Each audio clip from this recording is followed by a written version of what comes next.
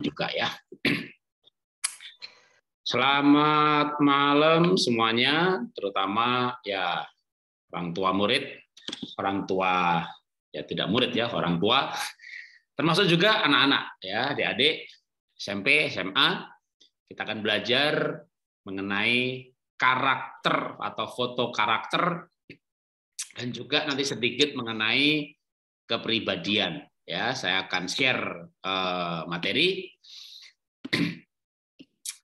Malam ini akan ada, kalau bisa lebih banyak waktunya buat talk show atau tanya jawab ya, boleh. Jadi nanti saya usahakan secepat mungkin.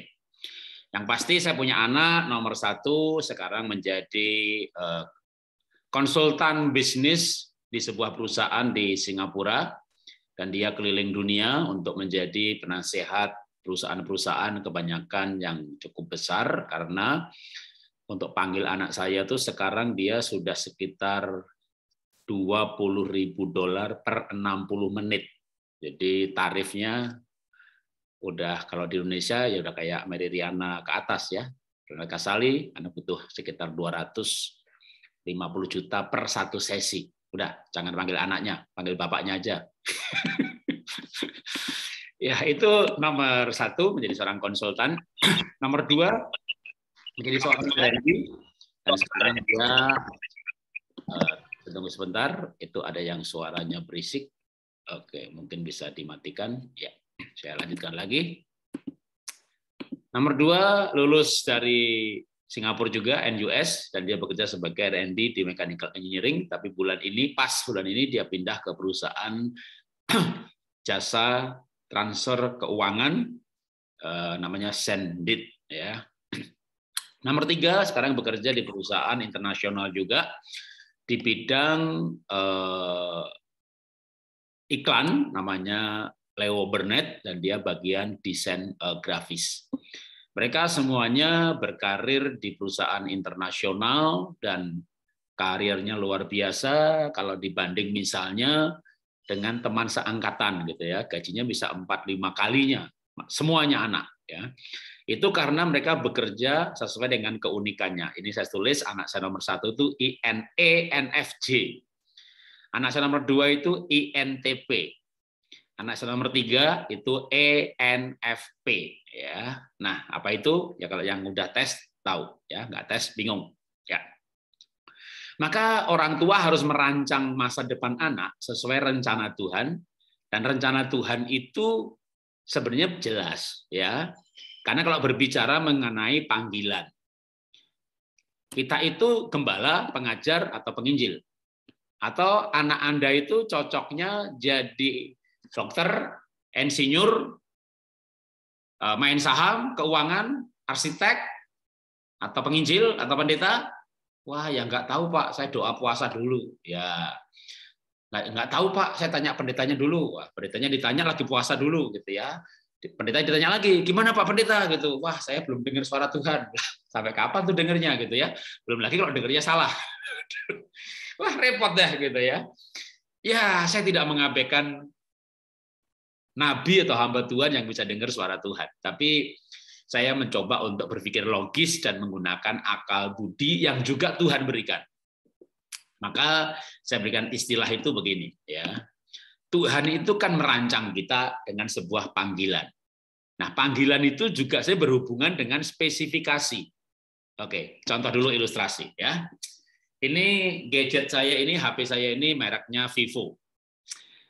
Harganya sepertiga iPhone. Ya, kalau iPhone kan dengan spesifikasi seperti ini sekitar 22 juta, tapi ini cukup hanya dengan 8 juta.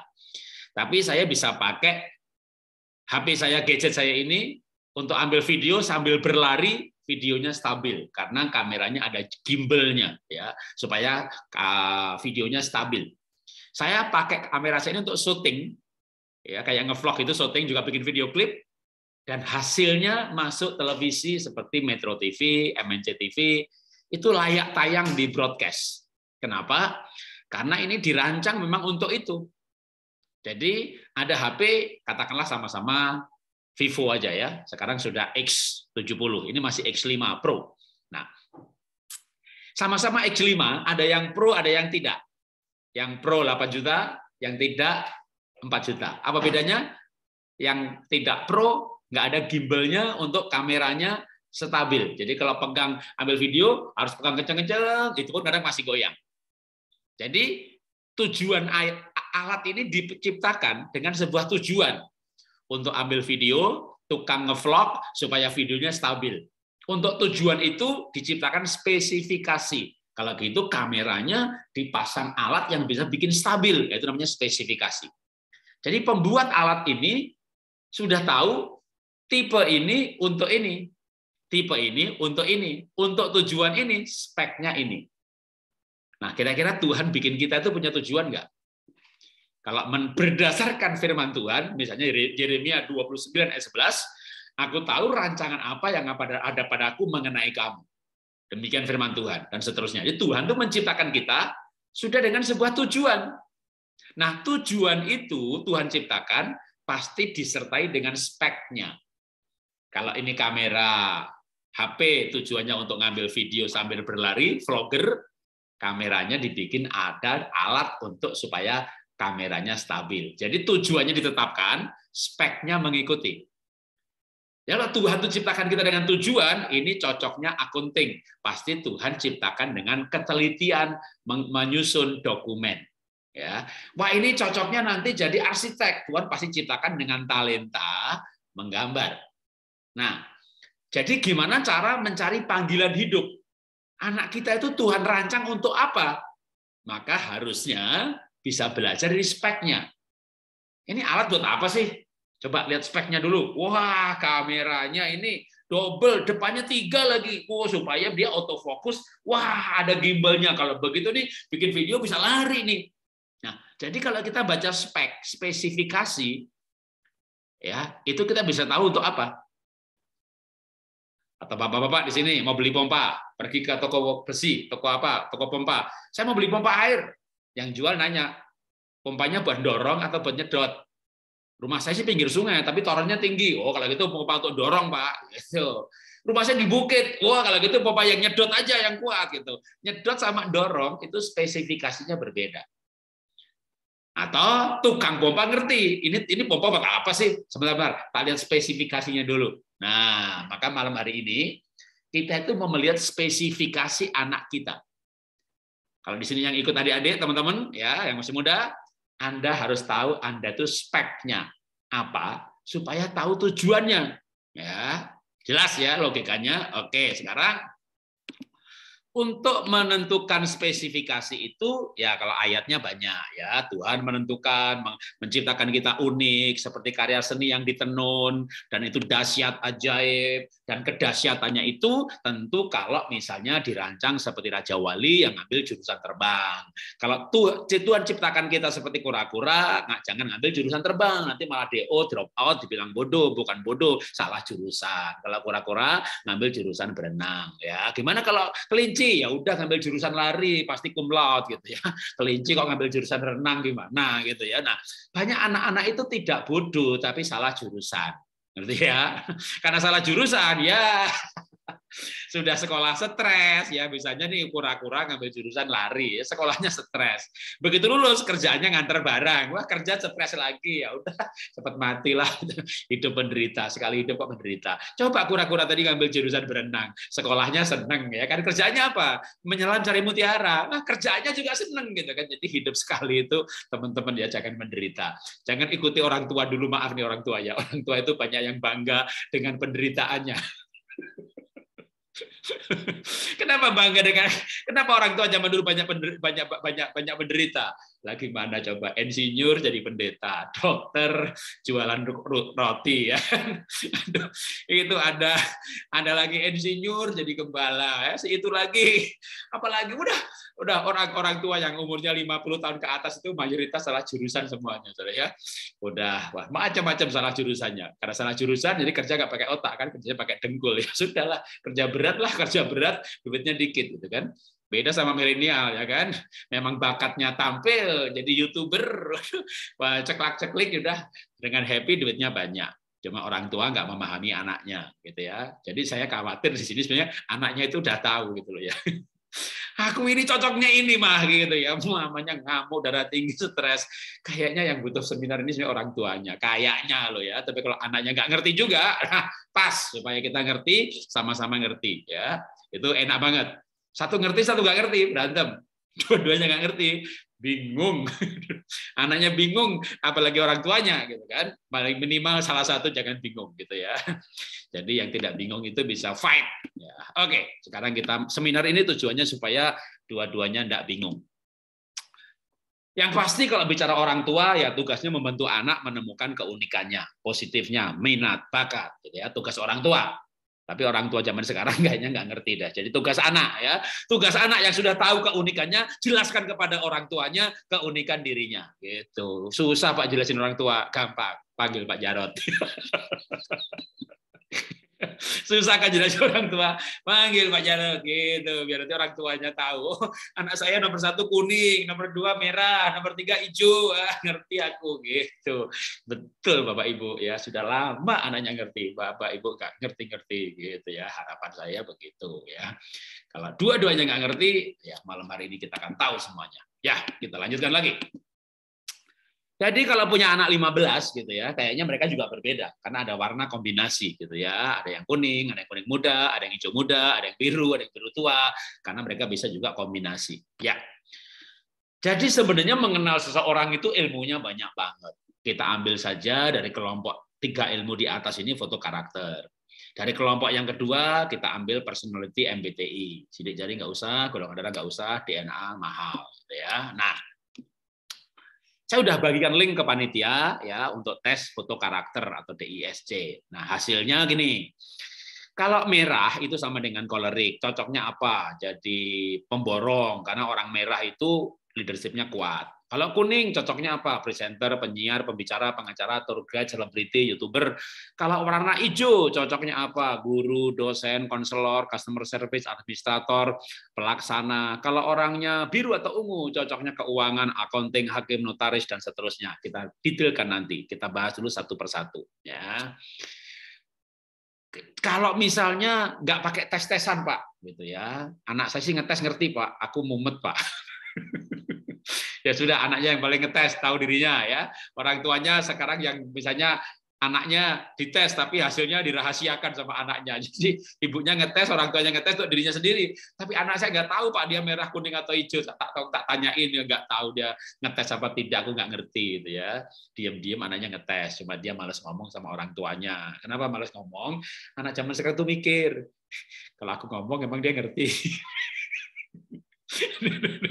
Ya, jadi anak-anak hari ini perlu tahu ya, ngomonglah sama orang tua karena orang tuanya sekarang ngerti gitu ya setelah ikut seminar. Nah, orang tuanya boleh mengamati juga anaknya ya ciri-cirinya. Mungkin mereka mungkin nggak cerita hasil tesnya anaknya apa. Merah misalnya. Anak yang foto karakternya merah itu yang menonjol apa sih? Kalau sisi negatifnya kasar, emosi, ngebosi, marah melulu gitu ya, sadis, nggak berperasaan, susah mengampuni, egois. Ya, kalau di Alkitab tuh Paulus, kalau zaman sekarang ya kayak Ahok, kayak Bu Risma, itu orang merah. Negatifnya yaitu kasar, emosi, ngebosi. Tapi positifnya apa? Positifnya itu punya kepemimpinan tegas, rajin, kerja keras, praktis, produktif, suka memimpin, gitu ya. Kalau dia nomor 2, kakaknya dipimpin, adiknya diatur, kakeknya diatur. Dari kecil umur 4-5 tahun aja, kakek duduk di situ, papa duduk di situ. Dari kecil udah kelihatan, suka ngatur gitu ya. Itu berarti orang merah gitu ya. Bapak-bapak bisa darah tinggi, kalau istrinya merah. Istri kok ngatur-ngatur gitu ya. Sekarang tahu, dasar merah gitu ya. Jadi ternyata istri-istri banyak yang merah. Itu wanita zaman now ya kan, merah gitu ya, jadi guala, nggak berperasaan gitu. Merah itu nggak berperasaan, jadi bapaknya yang nangis. Aduh, bapaknya nyembah Tuhan sambil nangis, tuh ibunya nggak pernah nangis. Merah kok, merah itu nggak nangis ya, tapi bikin orang lain nangis gitu ya. Itu namanya merah gitu ya, bikin orang lain nangis, bapaknya nangis sambil berdoa ya. Orang merah itu berani ngambil keputusan, cepat mengambil keputusan. Itu makanya ibu-ibu zaman sekarang itu ngambil keputusan tak tak tak tak cepet gitu ya, nggak sabar bapaknya tuh gendula, genduli gitu. Cepet dong, cepet. Oh, ini dia si merah, sukanya cepet-cepet gitu ya. Si ibu merah gitu ya, anaknya manggut-manggut. Ku tahu sekarang mama merah, pantesan ngamuk terus gitu ya kan.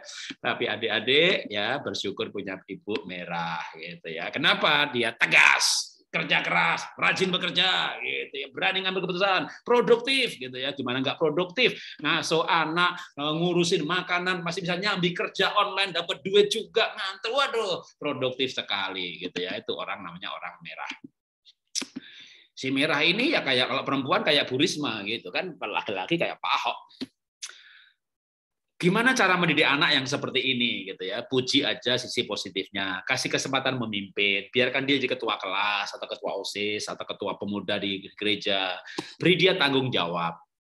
Orang tua jangan terus-menerus menyecar si merah ini. Kamu tuh kasar amat sih, bisa nggak sih kamu lembut? Nah, susah banget mengkolorik suruh lembut gitu ya. Lebih baik dipuji. Nah, aku tuh kagum sama kamu. Kamu tuh orangnya tanggung jawab sekali. Leadership kamu kuat sekali. Kamu bisa kayak Rasul Paulus, gitu ya. Kamu bisa kayak Alexander the Great, kamu tuh bisa kayak Bung Karno, udah dan seterusnya. Kamu kayak Ahok ya, tapi jangan cerai, gitu. Wih, itu namanya orang kolerik, dipuji sisi positifnya. Ibu punya anak supaya nggak merasa salah diciptakan. Si merah ini harus dipuji sisi positifnya. Demikian juga kalau menghukum dia boleh juga dengan tegas, karena memang kolerik butuh ketegasan. Atau buat aja peraturan dan hukum sesuai dengan peraturannya. Aturannya gimana? Ya, kalau salah hukumannya apa? Udah. Atau kalau nggak berikan dia tantangan. Inilah si merah. Si merah itu kalau dikasih tahu mungkin berani membantah gitu ya. Tapi kalau sudah bantah, nah ini merah nih paling depan si merah ini. Wah, menonjol dia. Tapi kalau dia bantah, kadang-kadang dia menyesal kalau dia melakukan. Gitu. Bagaimana dengan si kuning? Wah, kalau ada yang anaknya dites hasilnya kuning, ya tadi ibunya merah, bapaknya kuning. Waduh, bapak ibunya yang tegas, bapaknya cengengesan ya. Orang kuning ini banyak ketawa, tidak disiplin, pelupa gitu, lupa.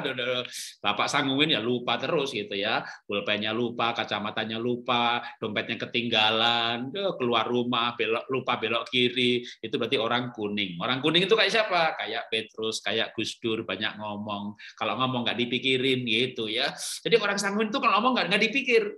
Ya, ngomong aja pokoknya gitu. Sama juga kalau istri sanguin ya sama. Pokoknya orang sanguin itu ceria, cheerful. Negatifnya dulu, negatifnya apa? Pelupa, lupanya minta ampun. Ketinggalan barang terus gitu ya.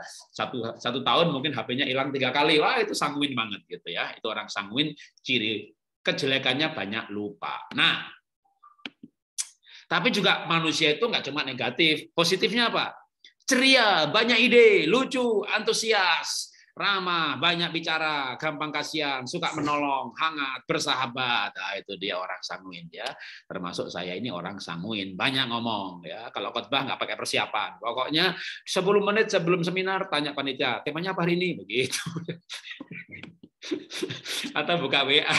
Tadi saya 10 menit yang lalu sambil mandi terus apa sih hari ini temanya? Oh, karakter. Oh iya udah. Oke, cari filenya. Iya, udah ketemu langsung ngomong gitu ya.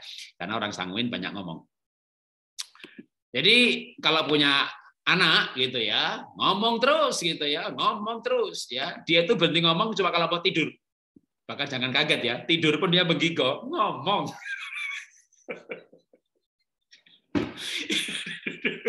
Anda punya istri sanguin, bapak-bapak, itu berkicau terus, Kagak ada berhentinya itu. Makan aja ngomong di jalan, ngomong di mobil, ngomong. Aduh, itu kalau bapak punya istri sanguin, udah bapak akan banyak menderita karena istrinya ngomong terus. Tapi ada juga ya laki-laki sanguin. Siapa? Ya saya ini laki-laki sanguin, ngoceh terus. Aduh, istri saya diem, saya ngomong gitu ya. Saya punya cerita 3. Saya cerita dulu satu sama istri, cerita satu dulu gitu kan. Habis cerita, saya tanya sama istri, menurut kamu gimana? Ya, oke lah. Terus udah gitu ya. Saya pengen dia cerita lagi gitu ya. Terus dia tanya saya, ceritanya udah? Dalam hati saya belum sih, tapi kan ya biar dia cerita gantian gitu ya. Jadi saya bilang, udah gitu. Emang kenapa? Ya udah, saya mau tidur. Ya, tahu gitu belum. Tahu gitu bilang belum. Saya pikir dia nanya itu kan cerita gitu. Enggak, ternyata dia mau tidur gitu. Aduh, yang itulah punya laki-laki kayak saya sanguin. Ngoceh terus. Anak saya nomor 3 juga sanguin. Jadi gurunya lapor sama istri saya, Bu, anak ibu ini ngomong terus, jadi kalau lagi pelajaran itu ngomong sama teman-temannya. Akhirnya istri saya bilang sama gurunya, ya sudah Bu, anak saya ditaruh paling belakang aja, semeja, jangan berdua, sendirian aja gitu. Kalau enggak dia ngomong gitu ya, taruh di belakang sendirian gitu kan. Gurunya masih protes, masih lapor lagi, Bu, sendirian pun juga dia ngomong sendirian.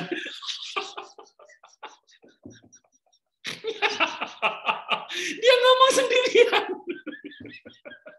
Itu orang sanguin itu nggak bisa batin, nggak bisa berkata dalam hati gitu loh, ya. Jadi kalau Anda punya istri sanguin, punya suami sanguin itu Anda bisa bingung. Kamu ngajak ngomong? Enggak sih. Lah kenapa ngomong? Kalau orang itu yang lain itu berbicara dalam hati, dia cuma dalam hati. Besok mau ke sana, nanti siang ke sana ambil barang, diem tapi mulutnya. Orang sanguin enggak. Siang mau ke sana ngambil barang, jadi pasangannya bingung. Kamu ngajak ngomong? Enggak. Lah kenapa ngomong?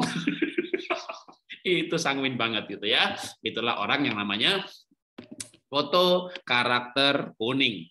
Dia ceria, banyak ide, banyak bicara gitu ya. Kelemahannya apa? Lupa, tidak rapi, tidak teliti, boros ya. Boros itu bertobat nanti jadinya murah hati gitu ya. Murah hati sama boros itu mirip gitu ya, cuma beda motivasi. Boros itu keluarin duit yang tidak perlu. Kalau murah hati itu keluarin duit juga, tapi nolong orang lain. Maka kalau si sanguin bertobat, dia jadi murah hati. Sebelum bertobat, dia jadi boros gitu ya. Gimana cara mendidik orang sanguin? Ya puji sisi positifnya, berikan dia perhatian, hargai ide-idenya. Jangan dibilangin, kamu tuh banyak ide tapi nggak selesai. Emang begitulah orang sanguin, ya kan? Orang sanguin ini nanti kalau bekerja bisa menjadi marketing yang penuh ide, gitu ya. Atau bagian R&D development, idenya banyak. Yang menyelesaikan biar orang lain, karena orang lain tuh nggak punya ide, gitu. Jadi sanguin dibayar untuk idenya. Nah, kita lanjutkan lagi si kuning, sanguin itu si kuning ya, makanya gambarnya warnanya kuning. Ya, ini foto karakternya kuning. Kalau pakai DISC berarti intim, kalau temperamen dasar berarti sanguin. Ini si kuning, kalau tadi si merah berarti kolerik atau si dominan. Si kuning ini pendiriannya berubah-ubah karena saking banyaknya ide ya. Nah, kalau menghukum sanguin gimana? Kalau tadi si merah kan hukumannya tegur dengan keras ya, berikan reward and punishment yang jelas ya, berikan penjelasan yang logis atas kesalahannya, itu kolerik. Nah, kalau sanguin beda lagi ya. Kasih hukuman aja nggak boleh main ke rumah temen gitu ya, nggak boleh ke mall ya. Puasa bicara gitu ya, karena dia itu kan menjadi hukuman ya. Yang pasti kalau si kolerik, si merah, ya merah ini butuhnya penghargaan. Anda punya suami merah, butuh dihargai. Anda punya istri merah, dia butuh dihargai. Tapi kalau punya anak yang warnanya kuning, dia butuh pujian. Anda punya istri kuning, dia butuh pujian. Anda punya suami kuning, dia butuh pujian.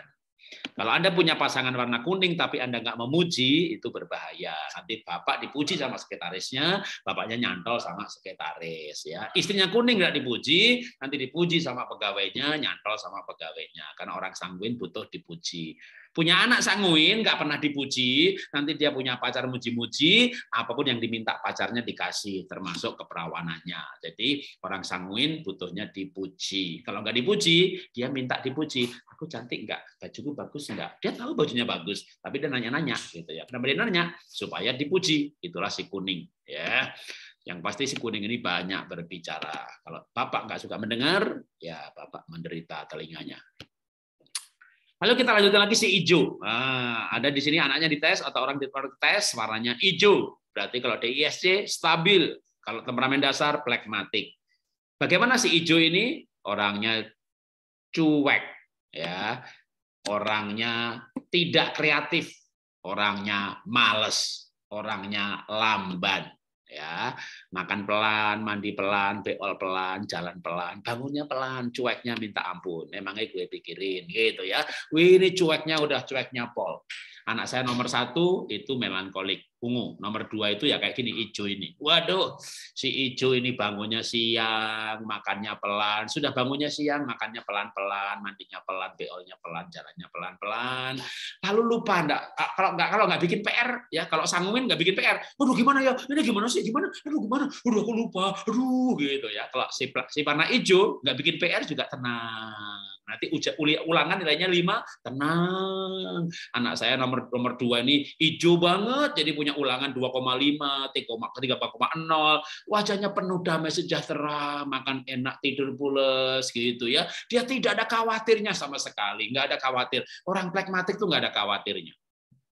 Makanya istri saya itu plekmatik ya. Saya bangkrut ya dia jamnya tidur, jamnya makan. Anak saya kena COVID, sesak nafas. Itu jamnya tidur ya istri saya tidur gitu ya, jamnya makan, jam 8 tidur. Saya nggak bisa tidur, saya yang jaga anak-anak saya COVID ini, rumah sakit penuh ini, waduh isolasi di rumah ini gitu ya. Istri saya ya tenang aja, memang orang hijau tuh tenang gitu. Yang saya gemes tuh anak saya nomor 2, ulangan 2,5, 3,0, tenang. Kayaknya imannya luar biasa gitu. Dia nggak takut masa depan gitu. Jadi dia tenang gitu. Bahkan ketika dia nggak bikin PR, itu gurunya lapor, Pak Jarot, anak bapak ini kan nggak bikin PR. Saya hukum Pak Jarot, tak suruh maju ke depan kelas. Dia tuh maju ke depan kelas dengan wajah tenang, tidak punya dosa. Dia yakin dosanya udah diampuni sama Tuhan Yesus. Jadi dia di depan dengan wajah yang tenang. Yang menghukum yang bingung, ini mau dihukum gimana ini anak gitu ya. Itulah si plekmatik, si hijau tenang gitu, yang penting happy ya kan. Pulang sekolah ulangannya 2,0 ya tenang, habis itu main game main game tenang. Aduh itu anak kalau dimarahi kayak patung.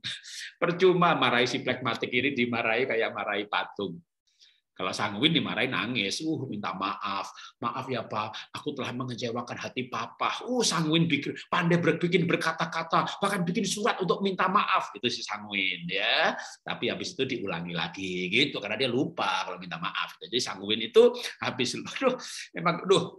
nggak ada lu nggak rame. Nah lu itu Sanguin, lu itu kuning. Nggak ada lu nggak rame, itu kuning. Kuning itu bikin heboh, bikin ceria. Kalau ada acara wah rame, kalau nggak ada dia sepi. Itu dia si kuning ya. Kalau hijau itu tenang banget, nggak bikin heboh, dia nggak ada bunyinya. Kalau nggak ditabuh nggak bunyi, nggak ditanya nggak bicara. Ibu punya suami hijau, wah udah tenang. Begitu tenangnya nggak ada suaranya ya. Udah kan Pak? Udah pendek. Itu jawabannya. Gimana rasanya? Oke. Ibu WA-nya panjang banget. Bagaimana menurut Papa? Oke. Bukan oke. Jempol. Oke kan 3 huruf. Jempol. Wih, kalau Sanguin, gimana menurut kamu? Wih, ini enak banget nih. Ini rasanya, aku suka benerin. Wah, gitu ya. Rame itu si kuning ya kan, si hijau. Tenang, gitu ya. Si hijau ini, oke, kita lanjutkan dulu si hijau. Waduh. Ya, positif. Jeleknya dulu ya. Cuek, ya. Cuek. Dia kayak nggak mikirin pasangannya, nggak mikirin anak-anaknya. Yang dipikirnya dirinya aja, gitu kan. Kikir, nggak punya motivasi, suka menunda-nunda, tidak tegas. Kalau ada masalah segera cari aman, gitu ya. Tapi positifnya apa? Wah, dia baik dan setia, bisa dipercaya. Ya, kalau mau cari suami setia, carilah orang hijau. Cari istri setia, cari orang hijau. Mau cari yang romantis? Nah, kalau mau cari yang romantis harus cari yang kuning ya. Kuning ini romantis sekali dia ya. Sama pembantu ya romantis, sama sekretaris ya romantis, sama pendoa syafaatnya romantis gitu.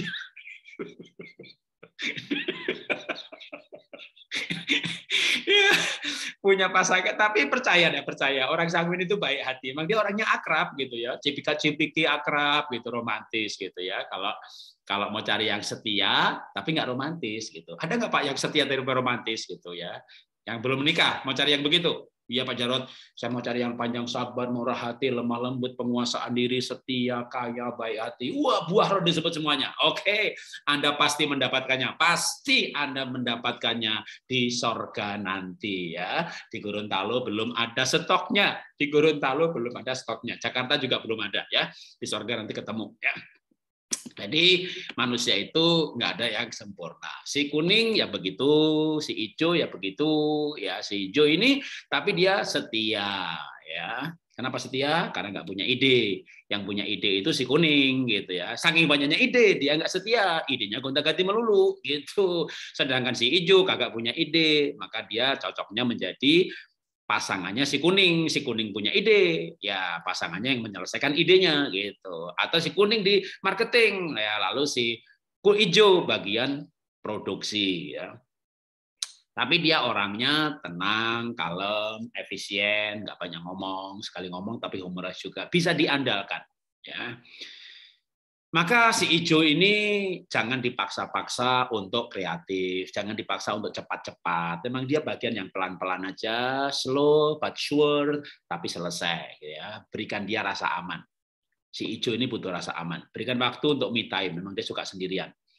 Kalau si kuning, wah dia nggak butuh me time, dia butuhnya kongko ke sana. Aku main ke rumah temen, aku mau ke sini gitu ya. Kalau dia suami atau istri ya gitu, sukanya pergi ke rumah orang lain. Yang terakhir, bagaimana kita menghukum si plekmatik? Percuma.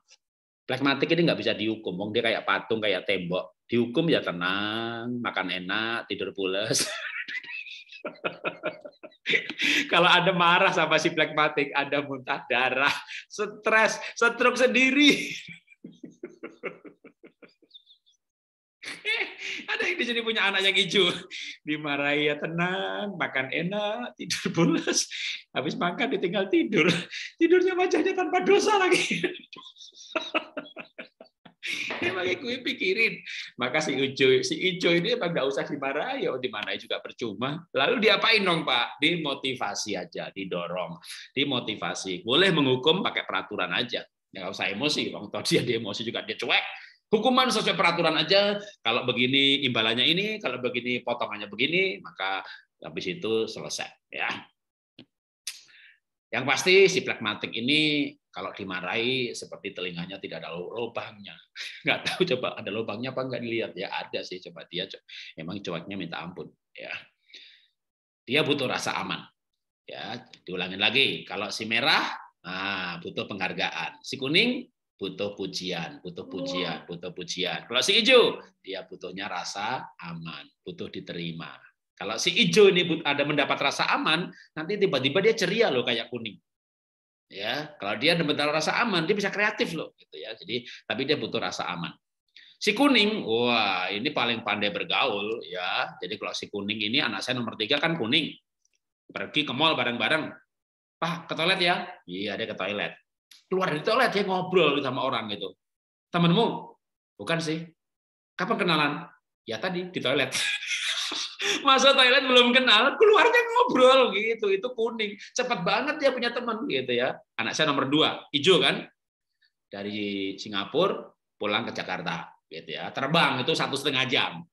Sama sebelahnya ya nggak ngomong gitu, yang namanya si hijau gitu kan, udah duduk berjam-jam tuh di pesawat itu, ngomong juga kagak, si sanguin 5 menit di toiletnya kenalan. Itulah bedanya si kuning sama si hijau.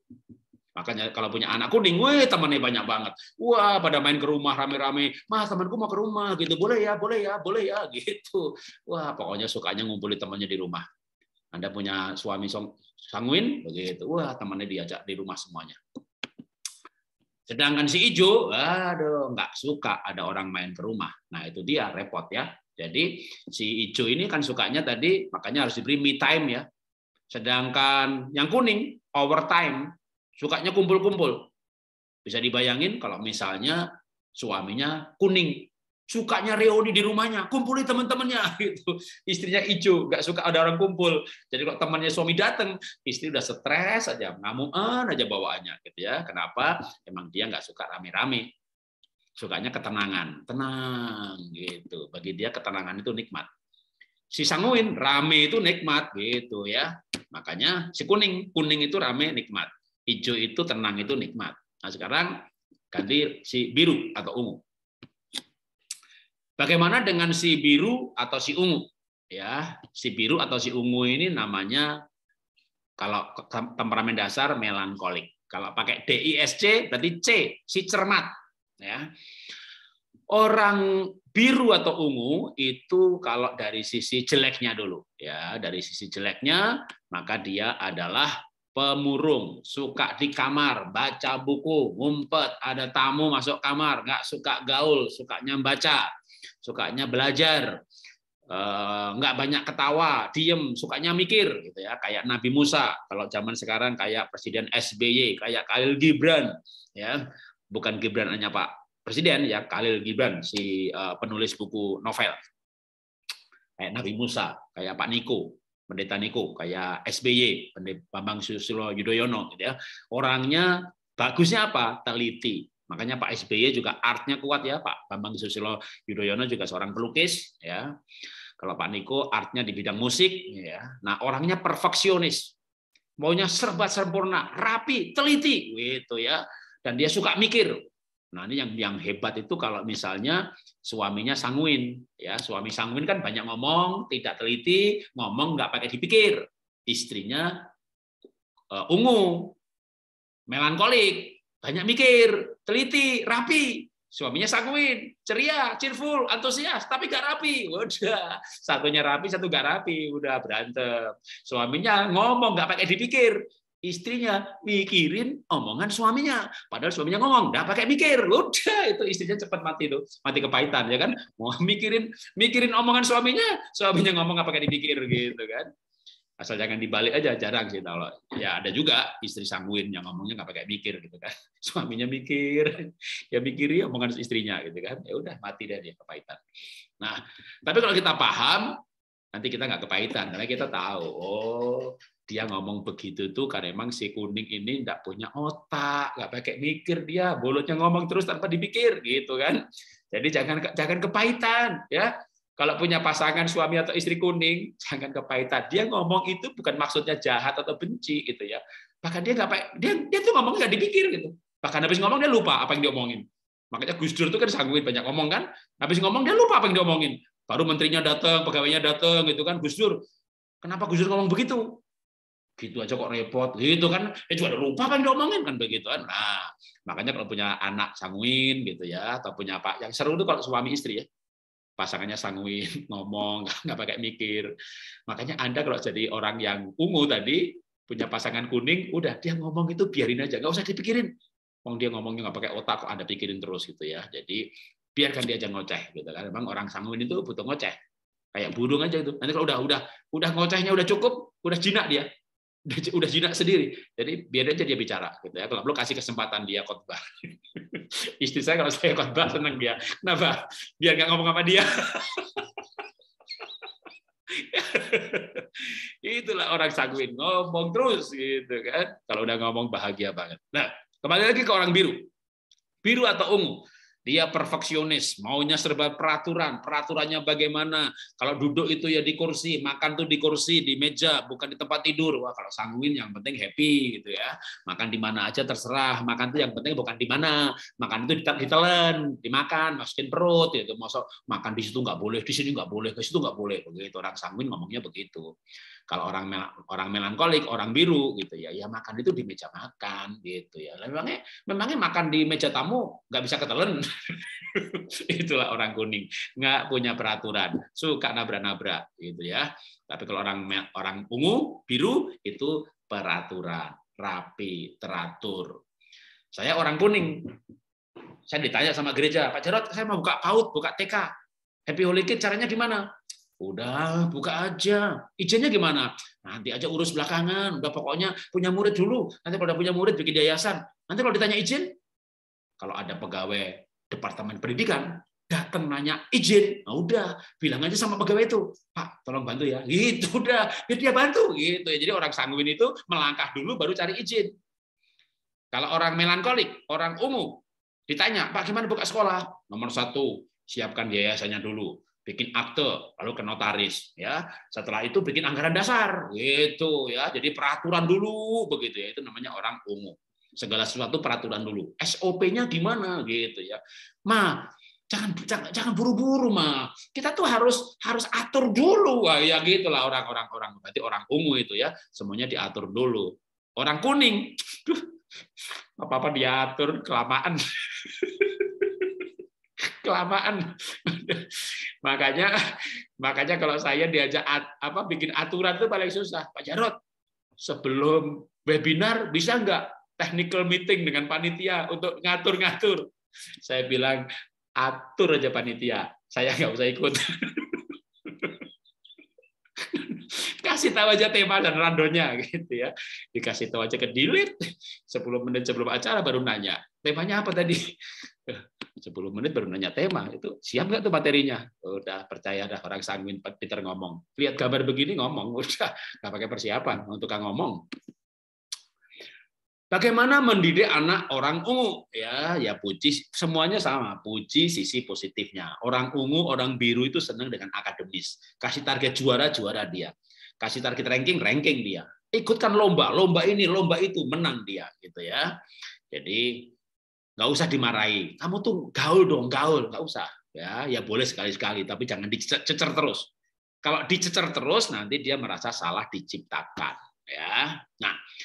Si ungu ini, biru dan ungu ini nggak boleh ditegur dengan keras karena dia sensitif. Kalau dimarahi dengan keras, dia nangisnya berhari-hari masuk kamar. Lebih baik dikurangi haknya aja. Apa haknya? Uang saku dikurangi, misalnya gitu ya.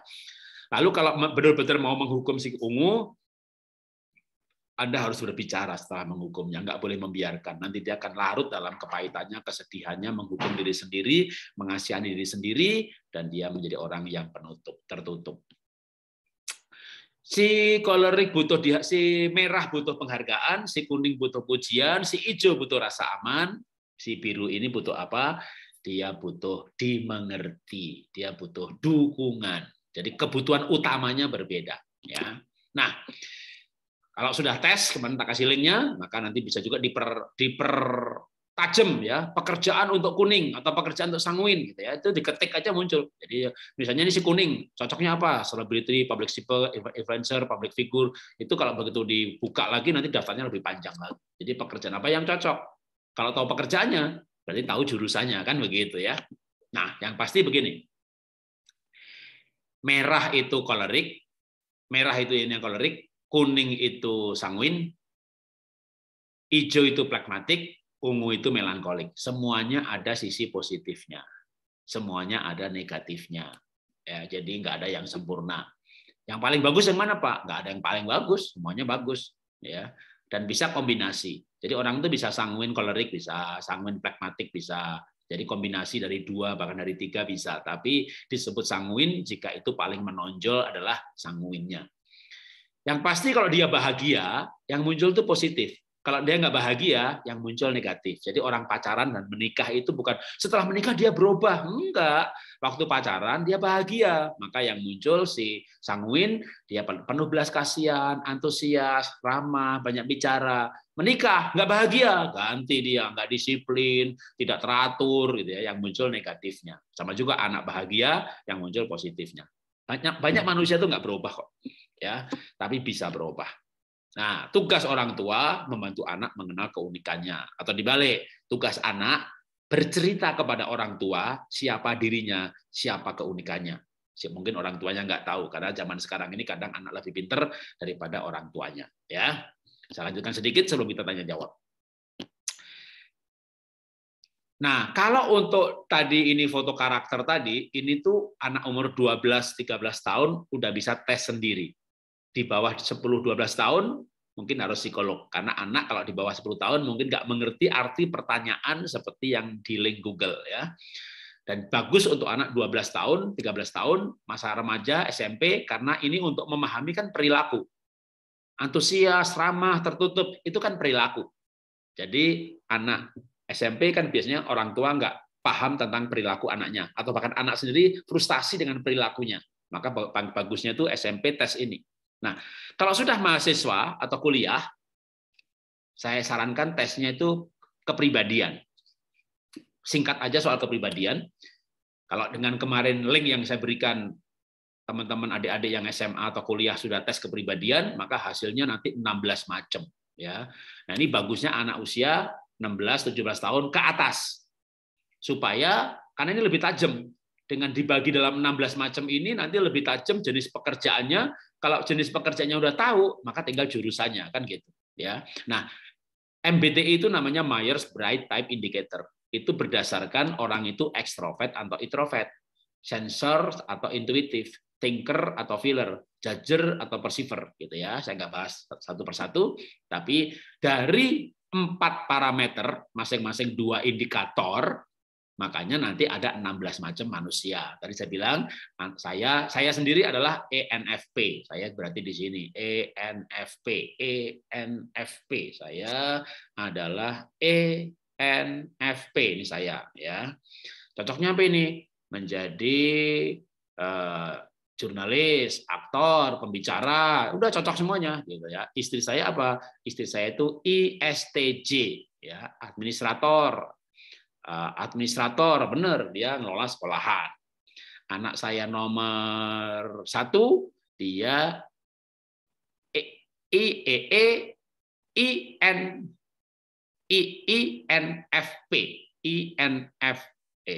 nomor 3. Si nomor 3 INFP. Dia cocoknya adalah seorang art ya. Anak nomor 1 dia ENFJ. ENFJ nih si pengajar, maka jadi coach, cocok ya. Nomor 2 INFJ. Nomor anak saya nomor 2 ya. INFJ. Ini dia INFJ ya. Nah, itu pekerjaannya masing-masing cocok. Nah, ini kalau sudah tes, makanya ini paling bagus anak SMA dan kuliah ya. Kalau sudah ketemu misalnya kayak saya ENFP, tanya lagi sama Google. Google tuh pinter ya. Tanya, pekerjaan apa untuk ENFP? Jawab habis tes, ketemu dirinya apa, lanjutkan aja tanya lagi sama Google gitu, nanti muncul cocoknya ini dan seterusnya. Sehingga ini gampang banget untuk kita tadi mengetahui spesifikasi, lalu tahu tujuan hidup yang Tuhan tetapkan kan pasti sesuai dengan spesifikasi. Sehingga kita bisa menentukan masa depan itu sesuai dengan keunikannya. Tujuannya apa? Tujuannya ya nomor 2 ENFJ, cocoknya guru, konsultan, karisma, dan dia menjadi konsultan, cocok. Ya, nomor anak saya nomor 2 dan seterusnya begitu. Jadi tujuannya adalah supaya anak zaman sekarang ini maunya kan happy life. Ya, milenial tuh maunya happy, bahagia, happy life gitu ya, nggak mau seperti orang tuanya yang kerja itu kerja keras gitu ya. Sudah kerja keras duitnya dikit lagi. Bangga lagi sama penderitaannya gitu ya. Maka melihat kisah orang tuanya yang kerja penuh dengan penderitaan yang dia banggakan penderitanya itu, milenial zaman sekarang ini lebih terobsesi, hidup sekali kok menderita ya. Ya kita mesti happy gitu ya. Nah, happy itu bukan berarti nggak ada duitnya loh ya. Jadi YouTuber aja kalau kayak Deddy Corbuzier begitu 1 minggu bisa 5-6 miliar gitu kan. Jadi bahkan sekarang udah lebih dari 10 miliar per bulan, per minggu lagi. Sebulan bisa 60-70 miliar bersihnya. Jadi luar biasa gitu ya. Memang ya nggak banyak yang bisa kayak dia. Yang di bawah itu gitu ya. Ya yang sebulan 200-3 juta juga banyak. Jadi yang happy bukan berarti nggak ada uangnya. Tapi juga nggak boleh hanya happy tanpa uang. Nah, di sini butuh sebenarnya kombinasi ya antara apa yang disukai anak-anak, tapi juga potensi untuk nanti hidupnya bagaimana. Tapi sekali lagi zaman ini berubah cepat sekali. Apa yang bikin kaya, apa yang bikin sukses, apa yang bikin berhasil, apa yang ada uangnya, kan dunia tiba-tiba berubah, ya kan? Nanti nggak lama lagi mungkin kayak teller bank udah nggak. Dulu di Jakarta kan pintu tol itu pegawainya semuanya banyak banget. Sekarang pakai kartu tol udah PHK semuanya. Nah sekarang semua bank punya apps yang jumlah teller pasti nanti makin lama makin dikurangi diganti sama mesin. Semuanya pakai apps. Jadi dunia berubah luar biasa. Dokter ya harus dokter operasi atau spesialis. Kalau dokter umum nanti kalah sama apps. Ya kan? Halo dok, tanya dijawab tepat. Jadi dunia berubah. Pekerjaan yang akan ada 5 tahun 10 tahun lagi berubah. Maka orang tua nggak boleh ngotot karena dunia sudah tidak seperti dulu lagi. Dan untuk bisa sukses, setiap orang harus kerja pada bidangnya sehingga dia bisa maksimal. Kalau si kura-kura suruh berlari ya bisa juga, tapi kan kasihan ya. Kura-kura kok ngambil jurusan lari. Pasti bisa sih gitu ya. Manusia kan bukan kura-kura. Ini hanya ilustrasi aja. Orang tuh kalau bidangnya nggak cocok, ya pasti bisa. Namanya juga manusia kan. Tapi kan dia akan stres, kuliah stres. Apalagi Anak zaman sekarang beda. Kita dulu salah jurusan. Saya kan salah jurusan. Saya ini cocoknya ya harusnya ngambilnya marketing gitu kan, tapi jadi insinyur. Tapi lulus ya. Tapi anak zaman sekarang, waduh, kalau nggak suka pindah jurusan kan repot. Orang tuanya bisa habis duit. Kalau saya dulu ya lulus gitu ya. Tapi begitu akhirnya kerja di pabrik makanan sesuai dengan ilmu saya, insinyur teknologi pangan, kerja 2 tahun bosen. Akhirnya cari kerjaan ke Astra, ditaruh di marketing. Sekarang jadi pembicara, iya udah nggak dipakai lagi ilmunya. Jadi angkatan saya ini, usia-usia seperti saya ini banyak banget yang salah jurusan. Nah, jangan sampai anak-anak kita salah jurusan karena sekarang ini tantangan makin berat. Sehingga orang harusnya dari awal tahu dirinya itu dipanggil, diciptakan Tuhan dengan spesifikasi apa, untuk tujuan apa. Kalau dari awal seperti itu, saya yakin nanti sekolah bahagia, kuliah bahagia, kerja bahagia, happy life ya. Duit udah pasti. Kalau kerja pada bidangnya itu udah pasti maksimal. Udah pasti maksimal. Jadi perlu sekali hari ini ya. Oke, kita lanjutkan sekarang di pertanyaan tanya jawab. Saya kembalikan ke moderator ya.